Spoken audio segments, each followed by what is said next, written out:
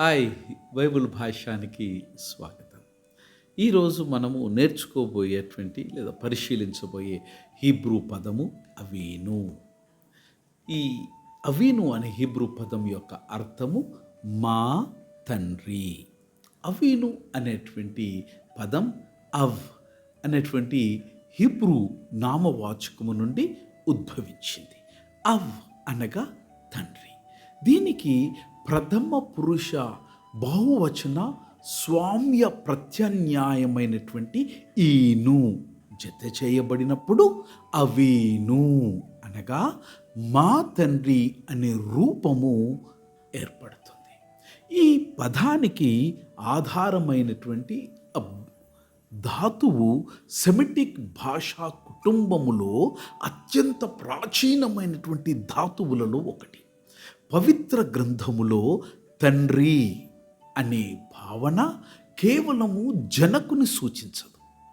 అది జీవితదాతను, పోషకుని, సంరక్షకుని, ఉపదేశకుని, కుటుంబాధిపతిని, నిబంధన సంరక్షకుని మరియు వారసత్వ ప్రదాతను సూచించే సమగ్ర వేదాంత భావన.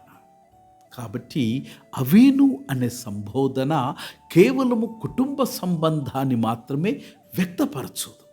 అది దేవునితో నిబంధన సంబంధము, ఆయన ప్రజలతో కూడిన ఆత్మీయ ఐక్యత, దైవిక సంరక్షణ, విశ్వాస సమాజములో సభ్యత్వము మరియు నిత్య వారసత్వముపై నిరీక్షణ అనే మహోన్నత సత్యాలను ప్రతిఫలింప చేస్తుంది. యూదుల ఆరాధన సంప్రదాయములో ప్రసిద్ధిగాంచినటువంటి ప్రార్థన అవీను మల్కేను అనగా మా తండ్రి, మా రాజు.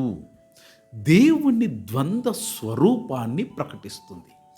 ఆయన అపార కరుణ కలిగినటువంటి తండ్రియు, సర్వాధికారము గల రాజును అయ్యున్నాడు.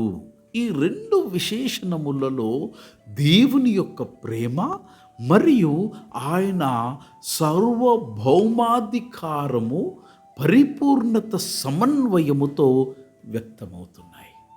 ఈ దైవిక సంప్రదాయాన్ని ప్రభు అయిన యేసుక్రీస్తు తన శిష్యులకు ప్రార్థన బోధించినప్పుడు స్థిరపరిచినాడు. పరలోకమందున్న మా తండ్రి, మత్తయి 6:9 అనే ప్రార్థన నా తండ్రి అని కాకుండా మా తండ్రి అని ప్రారంభమగుట విశేషార్థకము. దీని వలన రక్షణ వ్యక్తిగత అనుభవమే కాదు, అది దేవుని నిబంధన ప్రజలతో కూడినటువంటి సంఘ జీవితమని స్పష్టమగుచున్నది. వేదాంత దృష్ట్యా అవీను అనేటువంటి పదము క్రీస్తునందు విశ్వాసముంచిన వారు